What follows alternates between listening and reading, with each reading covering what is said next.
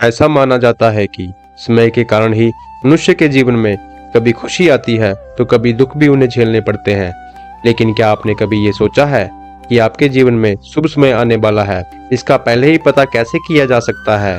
अगर नहीं तो चलिए आज के इस वीडियो में हम आपको उन्हीं संकेतों के बारे में बताते हैं जिन्हें जानने के बाद आप भी अपने जीवन में होने वाले बदलाव का अंदाजा पहले ही लगा सकेंगे, जिसके बारे में भगवान श्री कृष्ण ने स्वयं नारद जी को बताया था। नमस्कार और स्वागत है आपका एक बार फिर से हमारे चैनल डिवाइन वाइब्स पर। सनातन धर्म ग्रंथों में वर्णित एक कथा के अनुसार जब एक दिन भगवान श्री कृष्ण से नारद जी मिलने आए तो उन्होंने भगवान से पूछा, हे नारायण, कृपया करके ये बताइए कि कोई भी मनुष्य अपने जीवन में आने वाले शुभ समय के बारे में पहले से ही कैसे जान सकता है? तब भगवान कृष्ण ने उत्तर दिया, हे देव ऋषि, मैं स्वयं मनुष्यों को समय परिवर्तित होने से पहले कुछ संकेत पशु पक्षियों, छोटे बच्चों और अपने भक्तों द्वारा पहुंचाता हूं, जिन्हें ज्ञानी मनुष्य तो समझ लेते हैं लेकिन मनुष्य उन्हें भांप नहीं पाते। देव ऋषि, इन संकेतों में से सबसे पहला संकेत ये है कि जब किसी मनुष्य की आंखें ब्रह्म मुहूर्त में अक्सर खुलने लगती हैं और उसे ईश्वर का स्मरण स्वतः ही होने लगता है, या फिर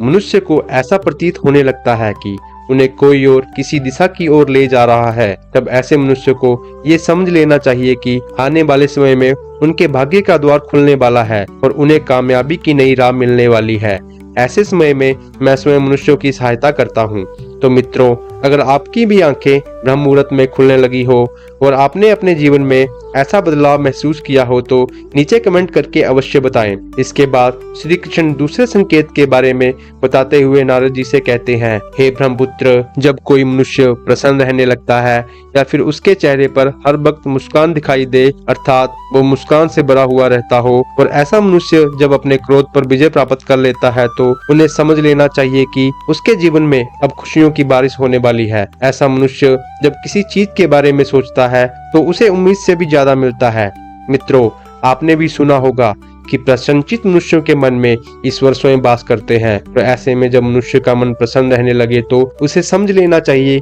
कि उसके जीवन में अच्छे समय का आगमन होने वाला है। इसके आगे भगवान कृष्ण तीसरे संकेत के बारे में बताते हैं कि जब किसी मनुष्य के द्वार पर गऊ अर्थात गाय बार बार खाने को आए, या फिर बंदर उसके घर की चीजें अपने आप उठाकर ले जाने लगे, या फिर उसके घर के प्रांगण में बिल्ली बच्चों को जन्म दे, या फिर पक्षी उसके घर में आकर अपना बसेरा बनाए और चहकने लगे, तब मनुष्य को समझ आना चाहिए आने वाला समय उसको पहले से और ज्यादा शक्तिशाली बनाने वाला है और वह अपने जीवन में नई नई ऊंचाइयां छूने वाला है। इसके बाद चौथे संकेत के बारे में बताते हुए भगवान कृष्ण कहते हैं, जब किसी मनुष्य के घर पर छोटे बच्चे बिना बुलाए बार बार आकर खेलने लगे या फिर उन्हें देखकर बार बार मुस्कुराने लगे, तो ऐसे में मनुष्यों को समझ जाना चाहिए कि उनका आने वाला समय खुशियों से भरा होने वाला है और नए रिश्ते उनसे जुड़ने वाले हैं। मित्रों, आपने भी बड़े बुजुर्गों को ये कहते सुना होगा कि छोटे बच्चे ईश्वर का रूप होते हैं और वो हमेशा अपने लिए शुभ होते हैं। इसके बारे में आप स्वयं क्या सोचते हैं, ये भी नीचे कमेंट में लिखें। पांचवें संकेत के बारे में भगवान कृष्ण बताते हैं कि जब मनुष्य के खर्चे में कमी आने लगे और धन प्राप्त करने के लिए नए नए स्रोत अपने आप दिखाई देने लगे, ऐसे में उस मनुष्य को ये जान लेना चाहिए कि अब उसका बुरा वक्त जाने वाला है और उसके बाद से उसके घर में स्वयं लक्ष्मी वास करने वाली है। ऐसे में उस मनुष्य को सारी परेशानियों से छुटकारा मिलने वाला है और धन भी घर में ठहरने वाला है जो पहले नहीं ठहरता था। फिर भगवान कृष्ण आगे बताते हैं कि जो अगला संकेत मैं मनुष्यों को भेजता हूँ जिससे वो जान सके कि उनका शुभ समय शुरू होने वाला है, वह ये है कि जब कोई मनुष्य पूजा की थाली लिए हुए भगवान की आरती कर रहा हो और उसे ऐसा प्रतीत हो कि उसे देखकर भगवान की मूर्ति मुस्कुरा रही है, या फिर बड़े दिनों के बाद उसके घर में अतिथियों का आगमन हुआ हो, तो उसे भी समझ जाना चाहिए कि उसका अच्छा समय शुरू होने वाला है। इसके अलावा जब किसी महिला का बायां अंग और पुरुष का दाहिना अंग फड़कने लगे, तभी उसे जान जाना चाहिए कि उसका शुभ समय आने वाला है। इसके बाद इस सातवें संकेत के बारे में भगवान कृष्ण बताते हैं कि जब कोई मनुष्य सुबह सुबह किसी शुभ कार्य को